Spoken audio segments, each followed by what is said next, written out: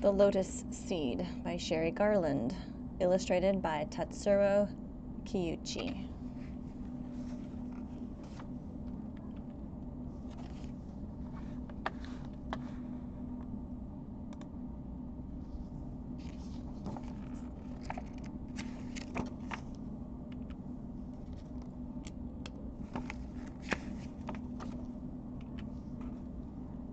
My grandmother saw the emperor cry the day he lost his golden dragon throne.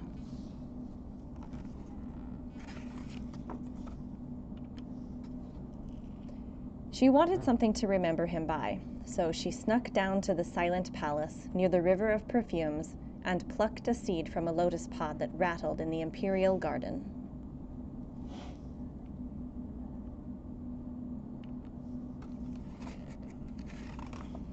She hid the seed in a special place under the family altar, wrapped in a piece of silk from the ao dye she wore that day. Whenever she felt sad or lonely, she took out the seed and thought of the brave young emperor.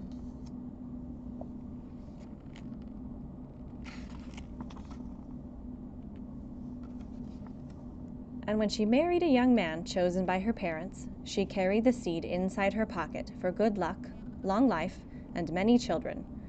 When her husband marched off to war, she raised her children alone.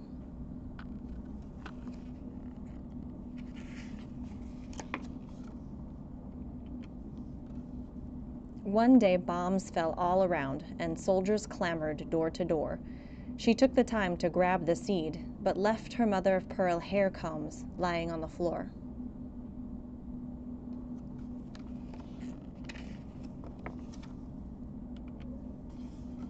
One terrible day, her family scrambled into a crowded boat and set out on a stormy sea. Ba watched the mountains and the waving palms slowly fade away.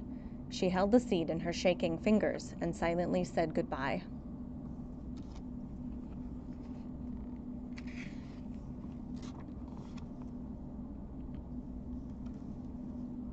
She arrived in a strange new land with blinking lights and speeding cars and towering buildings that scraped the sky and a language she didn't understand.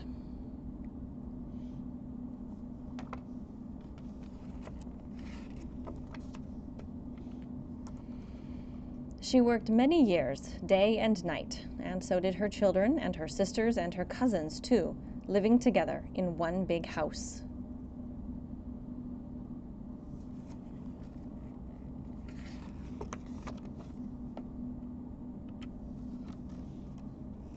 Last summer, my little brother found the special seed and asked questions again and again. He'd never seen a lotus bloom or an emperor on a golden dragon throne. So one night he stole the seed from beneath the family altar and planted it in a pool of mud somewhere near Ba's onion patch.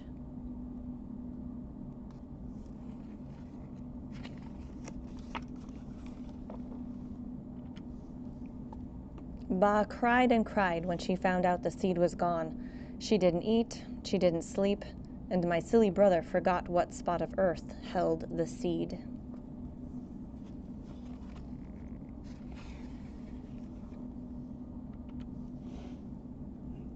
Then one day in spring, my grandmother shouted, and we all ran to the garden and saw a beautiful pink lotus unfurling its petals, so creamy and soft. "It is the flower of life and hope," my grandmother said. "No matter how ugly the mud or how long the seed lies dormant, the bloom will be beautiful. It is the flower of my country."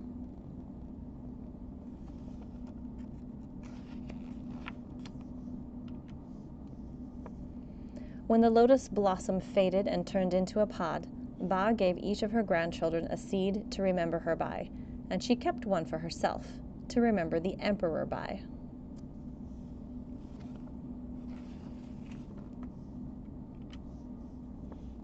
I wrapped my seed in a piece of silk and hid it in a secret place. Someday I will plant it and give the seeds to my own children and tell them about the day my grandmother saw the emperor cry.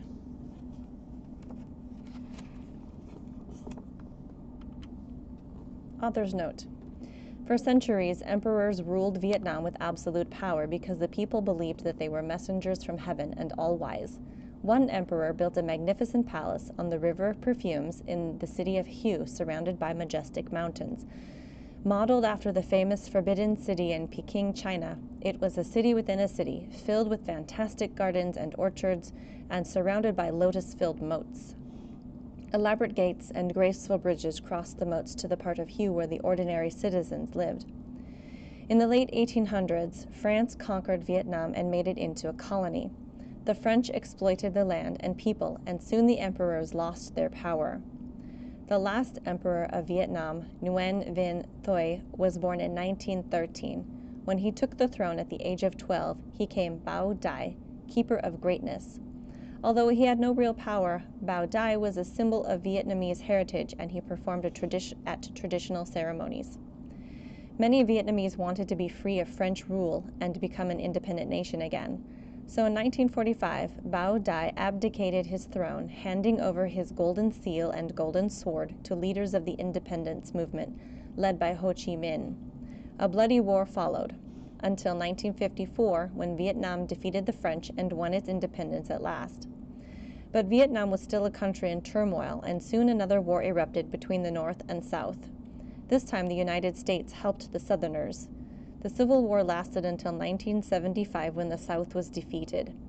As the conquering Northern Army swept down, about 1 million Vietnamese fled by way of boat.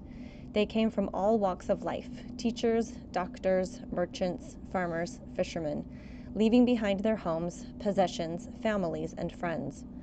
America became the new home for the majority of Vietnamese refugees.